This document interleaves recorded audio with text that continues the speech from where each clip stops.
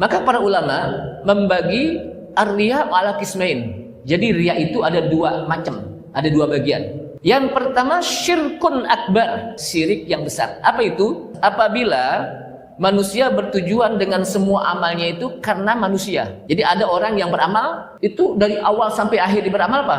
Karena orang.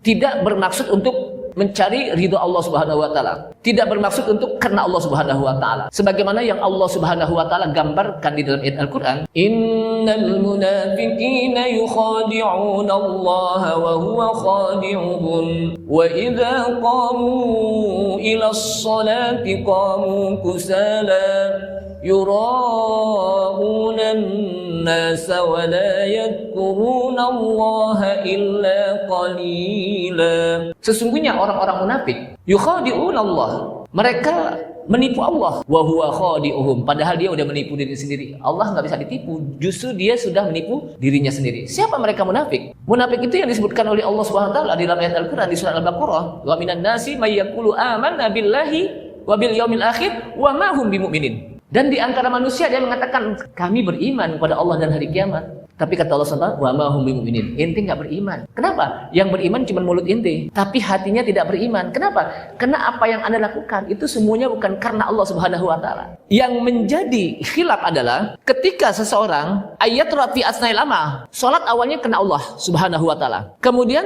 pada akhirnya dia apa? Melakukannya karena muncul secara tiba-tiba rasa riya di tengah-tengah apa? Salatnya atau ibadahnya, maka innahu yuhbitul amal. Maka dia apa? Akan menghilangkan amalnya. Satu pendapat. Ada juga yang mengatakan innahu yusabu ala qadri niyatihi. Yang pertama, dia akan mendapatkan pahala sesuai dengan kadar niatnya. Tapi ketika masuk kepada riya, maka apa?